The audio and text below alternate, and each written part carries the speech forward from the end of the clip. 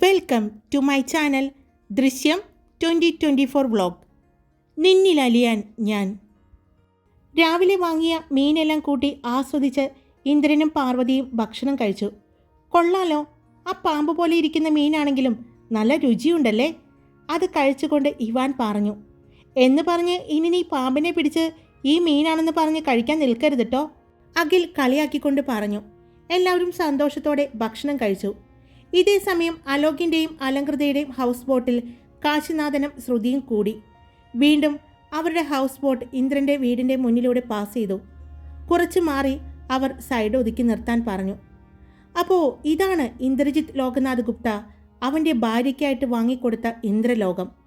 അലോക് ആ വീട്ടിലേക്ക് നോക്കിക്കൊണ്ട് പറഞ്ഞു. കാശി ഒന്നും മിണ്ടാതെ നിന്നതേയുള്ളൂ. എന്തു പറ്റി കാശിനാഥൻ, ഒരു വിഷമം? അവളെ നഷ്ടപ്പെട്ടു പോയതിൻ്റെയാണോ നിന്റെ മുഖം ഇങ്ങനെ വിഷമിച്ചിരിക്കുന്നത്? അലോക് കാശിനാഥനെ നോക്കിക്കൊണ്ട് ചോദിച്ചു. അവൻ മിണ്ടാതെ ഇരുന്നതേയുള്ളൂ. കാശിനാഥൻ്റെ അടുത്തേക്ക് അലോക് ചെന്നു. ഇപ്പോൾ നമ്മുടെ മുന്നിലുള്ളത് പാർവതിയാണ്.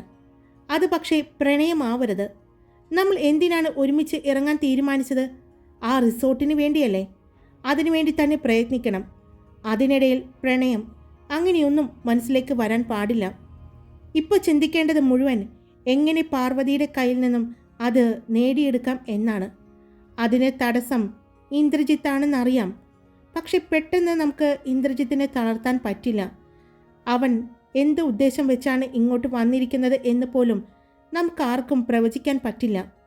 അലോക് പറഞ്ഞുകൊണ്ട് കയ്യിലെ ബിയർ സിപ്പ് ചെയ്തു. അത് ശരിയാണ് അലോക് പറഞ്ഞത്. കാരണം എന്താണെന്ന് വെച്ചാൽ ഇത്രയും തിരക്കുള്ള ഇന്ദ്രജിത്ത് ലോകനാഥ് ഗുപ്ത പാർവതിയുടെ വീട്ടുകാരെ കാണാൻ വേണ്ടി മാത്രമായിട്ട് ഇത്രയും ദിവസം ILG ഗ്രൂപ്പിൻ്റെ ബിസിനസ് സാമ്രാജ്യത്തിൽ നിന്നും വിട്ടുനിൽക്കാൻ സാധ്യതയില്ല. മറ്റെന്തോ ഉദ്ദേശം വെച്ചിട്ട് തന്നെയാണ് ഇങ്ങോട്ട് വന്നിരിക്കുന്നത്. അതെന്താണെന്നാണ് ആദ്യം കണ്ടുപിടിക്കേണ്ടത്. കയ്യിലെ ബിയർ സിപ്പ് ചെയ്തുകൊണ്ട് തന്നെ അലങ്കൃതയും പറഞ്ഞു.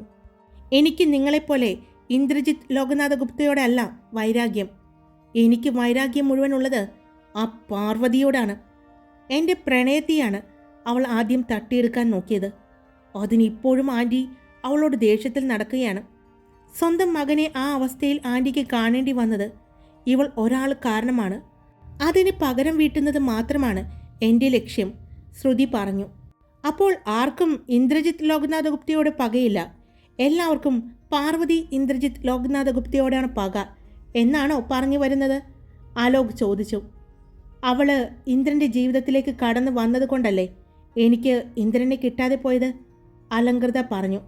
അതെ, എൻ്റെ പ്രണയത്തിലേക്കും അവൾ വന്നതുകൊണ്ട് തന്നെയാണ് എനിക്കും അവളോട് ദേഷ്യം, ശ്രുതി പറഞ്ഞു. അപ്പോൾ കാശിനാഥൻ പറയും. കാശിനാഥന് ആരോടാണ് പക? ഇന്ദ്രജിത്തിനോടോ പാർവതിയോടോ? അഖിൽ ചോദിച്ചു. എനിക്ക് പക ആരോടുമില്ല. എനിക്കിപ്പോൾ ആ ബിസിനസ് അത് നേടിയെടുക്കുക എന്നത് മാത്രമാണ് എൻ്റെ ചിന്ത, കാശിനാഥൻ പറഞ്ഞു. ഗുഡ്, അതാണ് വേണ്ടത്. അല്ലാതെ പ്രണയം പക എന്ന് പറഞ്ഞ് ഇവൾമാരെ പോലെയല്ല നമ്മൾ ചിന്തിക്കേണ്ടത്. നമ്മൾ ആണുങ്ങളാണ്. നമുക്ക് വേണ്ടത് ബിസിനസ് രംഗമാണ്, പ്രണയമല്ല. അത് എപ്പോൾ വേണമെങ്കിലും നഷ്ടപ്പെടാം, ആർക്ക് വേണമെങ്കിലും നഷ്ടപ്പെടാം, അലോക് പറഞ്ഞു. അവനത് പറഞ്ഞതും അലങ്കൃതയും ശ്രുതിയും അവനെ നോക്കി. അവൻ പറഞ്ഞത് എന്താണെന്ന് മനസ്സിലാകാതെ പരസ്പരം നോക്കി എല്ലാവരും. എന്നാൽ അലോകിൻ്റെ ചുണ്ടിൽ ഗൂഢമായ ഒരു പുഞ്ചിരിയായിരുന്നു. ഹോസ്പിറ്റലിൽ നിന്ന് വന്നിട്ട് ഇന്ദ്രജിത്തിന് പാറുവിനെ ഒറ്റയ്ക്ക് കിട്ടാത്തതിൻ്റെ ദേഷ്യത്തിൽ നടക്കുകയായിരുന്നു. തൻ്റെ പാറുവിൻ്റെ വയറ്റിൽ 2 കുഞ്ഞുങ്ങളാണ് എന്നറിഞ്ഞിട്ട് ഒന്ന് സ്നേഹത്തോടെ സംസാരിക്കാൻ പോലും പറ്റിയില്ല. ഹോസ്പിറ്റലിൽ നിന്ന് പോരുമ്പോൾ ലക്ഷ്മി കൂടിയുണ്ടായിരുന്നു. വീട്ടിൽ വന്നപ്പോൾ പിന്നെ പറയണ്ടല്ലോ, ചുറ്റും ആളുകളും എല്ലാവരും കൂടി. അതുകൊണ്ട് അവളെ ഒന്നും ഒറ്റയ്ക്ക് കിട്ടാതെ വീർപ്പ് മൂട്ടി ഇരിക്കുകയായിരുന്നു. അപ്പോഴാണ് ചെറിയൊരു മൂളിപ്പാട്ടും പാടി റൂമിലേക്ക് കയറി വരുന്ന പാറുവിനെ കണ്ടത്. പാറു റൂമിലേക്ക് കയറിയതും ഇന്ദ്രൻ ഡോറടച്ചു. എന്താണ് എൻ്റെ ഇന്ദ്രേട്ടന് എന്നോട് എന്തെങ്കിലും പറയാനുണ്ടോ? തിരിഞ്ഞു നോക്കാതെ തന്നെ പാറു ചോദിച്ചു. അപ്പോഴേക്കും ഇന്ദ്രൻ പുറകിലൂടെ അവളെ ചുറ്റിപ്പിടിച്ചിരുന്നു. അപ്പോൾ നിനക്കറിയാം എനിക്ക് നിന്നോട് എന്തോ പറയാനുണ്ടെന്ന് അല്ലേ? ഉണ്ട്, അറിയാം. കാരണം ആളുകളുടെ മുന്നിൽ വെച്ച് പ്രണയം പുറത്തേക്കെടുക്കാത്ത ആളാണല്ലോ ഇന്ദ്രജിത്ത്. ഞാൻ വിചാരിച്ചു വിനീഷേട്ടൻ അവിടെ വെച്ച് പറഞ്ഞത് കേട്ടപ്പോൾ അവൾ അവൻ്റെ കൈയെടുത്ത് വയറിൽ വെച്ചുകൊണ്ട് 2 കുഞ്ഞുങ്ങളാണ് എന്ന് പറഞ്ഞപ്പോൾ അവിടെ വെച്ച് തന്നെ എന്നെ കെട്ടിപ്പിടിച്ച് ഉമ്മ തരുമെന്ന കരുതിയത്.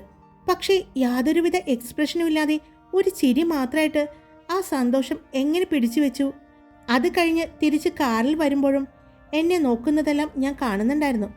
പക്ഷേ ചേച്ചി ഉള്ളത് കൊണ്ട് ഒന്നും പ്രതികരിക്കാൻ പറ്റിയില്ല. അവിടെയും പെട്ടു. വീട്ടിലെത്തിയപ്പോൾ പിന്നെ പറയണ്ടല്ലോ, എല്ലാവരും കൂടി.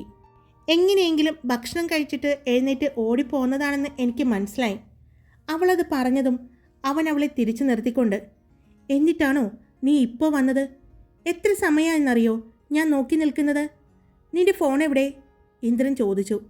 ഫോൺ അതവിടെ എവിടെയെങ്കിലും കാണും. വീട്ടിൽ നിൽക്കുമ്പോൾ ഫോണിൻ്റെ ആവശ്യമുണ്ടോ ഇന്ദ്രേട്ടാ? പാറു ചോദിച്ചു.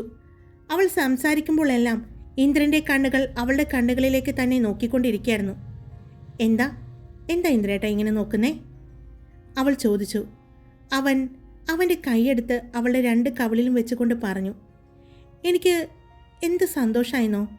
ഒരിക്കലും പ്രതീക്ഷിച്ചില്ല ഇതുപോലെ നമ്മുടെ 2 കുഞ്ഞുങ്ങൾ. പക്ഷെ ആഗ്രഹിച്ചിട്ടുണ്ട് എനിക്ക് 2 കുട്ടികൾ വേണമെന്ന്. അതും ഒരുപോലെ ഇരിക്കുന്നത്, ആര് കണ്ടാലും മാറിപ്പോകുന്ന 2 ബേബീസ്. എന്നിട്ട് എന്നോട് പറഞ്ഞില്ലല്ലോ? പാറു ചോദിച്ചു. പറയാതിരുന്നത് എൻ്റെ ആഗ്രഹമെന്നറിയുമ്പോൾ എൻ്റെ പാറു ഒരുപാട് ആഗ്രഹിക്കും. അപ്പോൾ കിട്ടിയില്ലെങ്കിൽ നിൻ്റെ സങ്കടം എനിക്ക് താങ്ങാൻ പറ്റില്ല. അതുകൊണ്ടാണ് പറയാഞ്ഞത്. എന്നിട്ട് ഇപ്പോൾ ആ സന്തോഷത്തിന് എനിക്കെന്താ തരാ? എന്താ എൻ്റെ പെണ്ണിന് വേണ്ടത്? അവൻ ചോദിച്ചു. സാധാരണ ഇങ്ങനെ ഇരിക്കുമ്പോൾ എല്ലാ ഭർത്താക്കന്മാരും ഭാര്യമാരോട് ചോദിക്കുന്ന ചോദ്യമാണ്, നിനക്ക് എന്താ വേണ്ടതെന്ന്. ആ സന്തോഷം അവരിൽ തീർക്കുന്നത് ഭാര്യമാർ പറയുന്ന ഇഷ്ടമുള്ള സാധനങ്ങൾ വാങ്ങിക്കൊടുത്താണ്. പക്ഷേ ഇതിന് കാരണക്കാരനായ ഇന്ദ്രേട്ടനല്ലേ ഞാൻ സമ്മാനം തരേണ്ടത്? അവൾ അവൻ്റെ കഴുത്തിലൂടെ കൈ കോർത്തു പിടിച്ചു. അവൻ അവളെ അരക്കെട്ടിൽ കൈവച്ചുകൊണ്ട് അവളെ അവനിലേക്ക് അടുപ്പിച്ചു. 2 പേരുടെയും ശരീരം പരസ്പരം അമർന്നു നിന്നു. കണ്ണുകൾ തമ്മിൽ കൊരുത്തു നിൽക്കുകയാണ്. ഇന്ദ്രേട്ടാ, ഞാനിപ്പോൾ എൻ്റെ മനസ്സിലുള്ളത് പറയട്ടെ? അവൾ ചോദിച്ചു. അവനൊന്ന് മൂളി. ശരിക്കും ഗിഫ്റ്റ് തരേണ്ടതും നന്ദി പറയേണ്ടതും എല്ലാം ഇന്ദ്രേട്ടനോടാണ്. അത് എന്തിനാണെന്നറിയോ?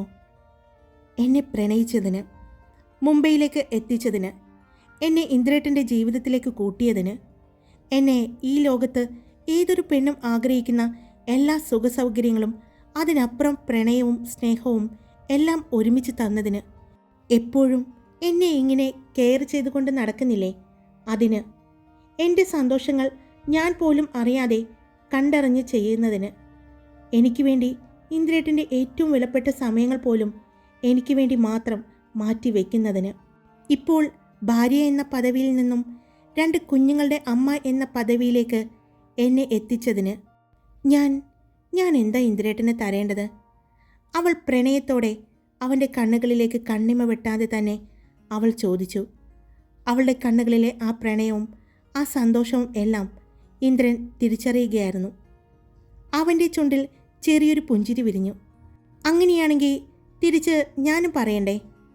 എൻ്റെ ദേഷ്യത്തെ, എൻ്റെ സമയക്കുറവുകളെ, എൻ്റെ തിരക്കുകളെ എല്ലാം മനസ്സിലാക്കി എൻ്റെ കൂടെ ഇങ്ങനെ നിൽക്കുന്നതിന്, പഴയ ഇന്ദ്രജിത്തിൽ നിന്നും ഒരുപാട് മാറ്റം വരുത്തി ചിരിക്കാനും പ്രണയിക്കാനും എല്ലാം എന്നെ പഠിപ്പിച്ചതിന്, എനിക്ക് വേണ്ടി ഇങ്ങനെ കാത്തിരിക്കുന്നില്ലേ?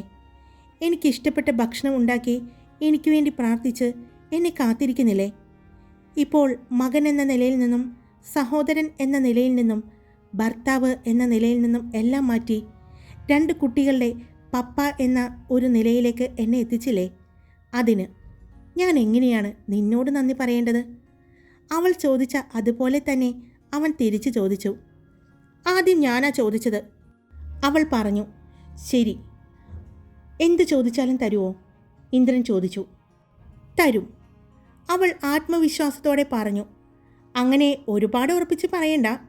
ഞാൻ ചോദിക്കുന്നത് ചിലപ്പോൾ വിലപിടിപ്പുള്ളതോ അല്ലെങ്കിൽ നിനക്ക് തരാൻ പറ്റാത്ത എന്തെങ്കിലും ആണെങ്കിലോ? ഇന്ദ്രൻ ചോദിച്ചു. ഇല്ല, ഇന്ദ്രജിത്ത് ലോക്നാഥ് ഗുപ്ത അവൻ്റെ പ്രണയിനിയെ, അവൻ്റെ ഭാര്യയെ ഒരിടത്തും തോൽപ്പിക്കില്ല. അതെനിക്കറിയാം. പിന്നെ പണം കൊടുത്ത് വാങ്ങുന്ന സാധനങ്ങളൊന്നും ഇന്ദ്രജിത്ത് ലോക്നാഥ ഗുപ്ത എൻ്റെ അടുത്ത് നിന്ന് ആഗ്രഹിക്കില്ല. അതും എനിക്കറിയാം.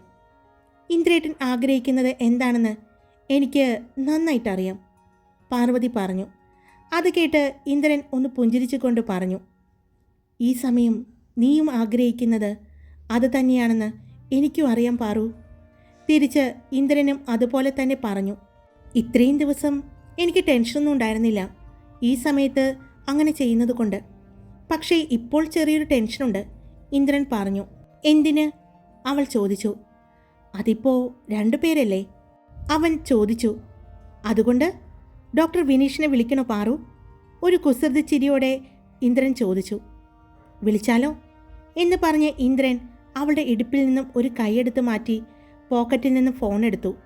അവൻ ഫോൺ എടുത്തതും പാറു, അയ്യേ ഇന്ദ്രേട്ടാ, ഞാൻ വെറുതെ പറഞ്ഞതാ, ഇതൊക്കെ എങ്ങനെയാ ചോദിക്കുന്നേ? പാറു ചോദിച്ചു. എന്തുകൊണ്ട് ചോദിച്ചൂടാ? അതെല്ലാം പറഞ്ഞു തരാൻ ഡോക്ടേഴ്സ് ബാധ്യസ്ഥരാണ്. ഞാൻ പറഞ്ഞില്ലേ മുംബൈയിൽ വെച്ച്. പിന്നെ ഇപ്പോൾ വിനീഷ് ഒരു ഡോക്ടർ മാത്രമല്ലല്ലോ, നമ്മുടെ പരിചയക്കാരൻ കൂടിയല്ലേ. അതുകൊണ്ട് എനിക്ക് എന്തും തുറന്നു ചോദിക്കാം. ഇന്ദ്രൻ പറഞ്ഞുകൊണ്ട് ഫോൺ ചെവിയിലേക്ക് വെച്ചു. പാർവതി ഇന്ദ്രൻ്റെ മുഖത്തേക്ക് സങ്കടത്തോടെ നോക്കി. പ്ലീസ് ഇന്ദ്രേട്ടൻ, വേണ്ടാന്നേ, ചോദിക്കണ്ട, അവൾ പറഞ്ഞുകൊണ്ടിരുന്നു. അപ്പോൾ മറു സൈഡിൽ നിന്നും ഫോൺ എടുത്തതും, വിനീഷ്, ഞാൻ ഇന്ദ്രജിത്താണ്. എനിക്ക് മനസ്സിലായി, പറയൂ. അത് ഒരു ചെറിയ സംശയമുണ്ട്, അതൊന്ന് ക്ലിയർ ചെയ്യാനാണ്, ഇന്ദ്രൻ പറഞ്ഞു. എന്താ ഇന്ദ്ര? അത് ഈ സമയം ഞങ്ങൾ സെക്ഷൽ റിലേഷനിൽ ഏർപ്പെടുന്നത് കൊണ്ട് എന്തെങ്കിലും പ്രോബ്ലം ഉണ്ടോ? ഇന്ദ്രൻ ചോദിച്ചതും അവൾ നാണത്തോടെ ഇന്ദ്രൻ്റെ നെഞ്ചിലേക്ക് മുഖം താഴ്ത്തി അവൻ്റെ ഷർട്ടിൽ 2 കൈകളും പിടിച്ചു. അത് കേട്ടതും വിനീഷ് ഒന്ന് പുഞ്ചിരിച്ചുകൊണ്ട് പറഞ്ഞു, പാറുവിന് ഹെൽത്ത് ഇപ്പോൾ പ്രോബ്ലം ഒന്നുമില്ല. ഇന്ന് സ്കാനിങ്ങിൽ ആള് ഓക്കെയാണ്, കാര്യമായിട്ട് ക്ഷീണമൊന്നുമില്ല. അതുകൊണ്ട് പ്രോബ്ലം ഒന്നുമില്ല. എന്നാലും ശ്രദ്ധിക്കണം, അത്രമാത്രം. പിന്നെ ആളുടെ ഇഷ്ടം നോക്കണം. ഗർഭിണികളുടെ ഇഷ്ടം അത് ഇതിൽ മുഖ്യമാണ്. അവരുടെ മാനസിക പിരിമുറുക്കം എല്ലാം കുറയ്ക്കാൻ ശരിക്കും പാർട്ട്ണറെ കൂടെയുള്ള ഈ സെക്ഷൽ റിലേഷൻ അവർക്ക് ഉപകരിക്കും. എന്നാലും കെയർഫുൾ, അത്ര മാത്രമേ ഉള്ളൂ എനിക്ക് പറയാൻ, വിനീഷ് പറഞ്ഞു. ഓക്കെ വിനീഷ് എന്ന് പറഞ്ഞ് ഇന്ദ്രൻ ഫോൺ വെച്ചതും പാർവതി അവൻ്റെ നെഞ്ചിൽ നിന്നും മുഖമെടുത്തില്ല. പാറു, തുടങ്ങിയാലോ? വിനീഷ് പറഞ്ഞത് എന്താണെന്നറിയോ? ഈ സമയത്ത് ഗർഭിണികളുടെ മാനസിക സന്തോഷം അത് എന്തൊക്കെയാണോ അതെല്ലാം ചെയ്യാമെന്നാ പറഞ്ഞത്. പക്ഷേ ഒന്ന് ശ്രദ്ധിക്കണം, അത്രമാത്രം. അത് ശ്രദ്ധിക്കാൻ ഞാനുള്ളപ്പോൾ എൻ്റെ പാറുവിൻ്റെ സന്തോഷങ്ങൾ ഒന്നും കുറയ്ക്കേണ്ട, ഇന്ദ്രൻ പറഞ്ഞുകൊണ്ട് അവളുടെ മുഖം അവൻ്റെ നെഞ്ചിൽ നിന്നും അടർത്തി മാറ്റി. അവളുടെ മുഖമെല്ലാം ചുവന്നു തൊടുത്തു, കണ്ണുകളിൽ പ്രണയം. അപ്പോൾ എൻ്റെ പാറുവിനെ ഇരട്ടക്കുട്ടികളുടെ അമ്മയാക്കിയതിനുള്ള സമ്മാനം ആദ്യം എനിക്ക് താ. അത് കഴിഞ്ഞ് എന്നെ ഇരട്ടക്കുഞ്ഞുങ്ങളുടെ അച്ഛനാക്കിയതിൻ്റെ സമ്മാനം ഞാനും തരാം. ഇന്ദ്രൻ ഒരു കള്ളച്ചിരിയോടെ അവളുടെ മുഖത്ത് നോക്കി പറഞ്ഞതും അവൾ അവൻ്റെ കണ്ണുകളിൽ നോക്കി. അവൻ്റെ കാലിൽ ചവിട്ടി പതുക്കെ ഉയർന്നു. പാറു, വേണ്ട, ഞാൻ എടുക്കാം എന്ന് പറഞ്ഞ് അവൻ അവളെ പതിയെ പൊക്കിയെടുത്തു. അവൾ ആഗ്രഹിക്കുന്നത് എന്താണെന്ന് അറിഞ്ഞതുപോലെ തന്നെ അവൻ അവളുടെ ചുണ്ടുകളിലേക്ക് അവൻ്റെ ചുണ്ടുകൾ അടുപ്പിച്ചു. അവൾ പതിയെ അവൻ്റെ ചുണ്ടുകളെ നുണഞ്ഞു. അല്പസമയം അവളുടെ ആ ചുംബനം നീണ്ടുനിന്നു. അവൻ അവളെയും കൊണ്ട് ബെഡിനടുത്തേക്ക് നടന്നു. പതിയെ വളരെ ശ്രദ്ധയോടെ പാറുവിനെ അടർത്തി മാറ്റി ബെഡിലേക്ക് കിടത്തി. അവനും അവളുടെ അടുത്ത് തന്നെ കിടന്നു. ഇന്ദ്രൻ്റെ കണ്ണുകൾ പാറുവിൻ്റെ മുഖത്ത് ഓടി നടന്നു. അവളുടെ മുഖം ഇപ്പോൾ സന്തോഷം കൊണ്ട് നിറഞ്ഞിരിക്കുകയാണ്. പാറുവിന് കുഴപ്പമൊന്നും തോന്നുന്നില്ലല്ലോ? എന്ത് തോന്നിയാലും അപ്പോൾ പറയണം, കേട്ടല്ലോ? അല്ലാതെ എനിക്ക് വിഷമമാകും എന്ന് കരുതി മിണ്ടാതിരിക്കരുത് എന്ന് പറഞ്ഞ് ഇന്ദ്രൻ അവളെ പതിയെ അവളുടെ ചുണ്ടുകളെ ചുംബിച്ചു. പതിയെ അവളുടെ ചുണ്ടുകളെ നുണഞ്ഞു. സാധാരണ ഇന്ദ്രൻ ചെയ്യാറുള്ള ചുംബനത്തിൽ നിന്നും വളരെ വ്യത്യസ്തമായി, ഒട്ടും വേദനിപ്പിക്കാതെ എന്നാൽ ആസ്വദിച്ചുകൊണ്ട് അവളുടെ ചുണ്ടുകളെ നുണഞ്ഞു. 2 പേരുടെയും ശരീരം ആ സമയം മറ്റെന്തൊക്കെയോ ആഗ്രഹിച്ചു തുടങ്ങി. ആ സമയം ഇന്ദ്രൻ ഒട്ടും തന്നെ വേദനിപ്പിക്കാതെ അവൻ്റെ പെണ്ണിനെ അറിഞ്ഞു. ഒരുപാട് സമയമെടുത്ത് അവളുടെ ശരീരത്തെ നോവിക്കാതെ ഒരു തൂവലായി അവളെ തഴുകി അവൻ അവളെന്ന പെണ്ണിനെ ഉണർത്തി. അവളുടെ ശരീരത്തിലേക്ക് ഒട്ടും തന്നെ ബലം കൊടുക്കാതെ അവൻ അവളെ അറിഞ്ഞു. എപ്പോഴോ 2 പേരും ഉറക്കത്തിലേക്ക് പോയി. അപ്പോഴും ഇന്ദ്രൻ്റെ കൈകൾ പാർവതിയിൽ സുരക്ഷിതമായിരുന്നു, അവൻ്റെ 2 കുഞ്ഞുങ്ങളും. കുറേ സമയം കഴിഞ്ഞ് ഇന്ദ്രൻ്റെ ഫോൺ റിങ് ചെയ്തതും അവൻ കണ്ണു തുറന്നു. പാറു അവൻ്റെ നെഞ്ചിൽ പറ്റിച്ചേർന്ന് കിടക്കുകയാണ്. അപ്പോഴും നല്ല ഉറക്കമാണെന്ന് അവന് മനസ്സിലായി. അതുകൊണ്ട് തന്നെ ഫോൺ റിങ് ചെയ്തതൊന്നും ആൾ അറിഞ്ഞിട്ടില്ല. അപ്പോഴും അവളുടെ കൈ അവൻ്റെ ശരീരത്തെ ചുറ്റിപ്പിടിച്ചിട്ടുണ്ട്. അവൻ അവളുടെ കൈയെടുത്ത് മാറ്റാതെ തന്നെ ബെഡിൻ്റെ സൈഡിലെ ടേബിളിൽ നിന്നും ഫോൺ എടുത്തു.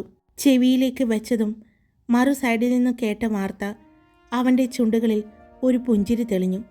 മറുഭാഗത്തു നിന്ന് പറഞ്ഞത് കേട്ട് ഇന്ദ്രൻ ഫോൺ കട്ട് ചെയ്തുകൊണ്ട് വീണ്ടും പാർവതിയെ അവനിലേക്ക് ചേർത്ത് പിടിച്ചുകൊണ്ട് തന്നെ കിടന്നു. അവളുടെ ആ നിഷ്കളങ്കമായ ഉറക്കം ഇപ്പോൾ വല്ലാത്ത ക്ഷീണമാണ്.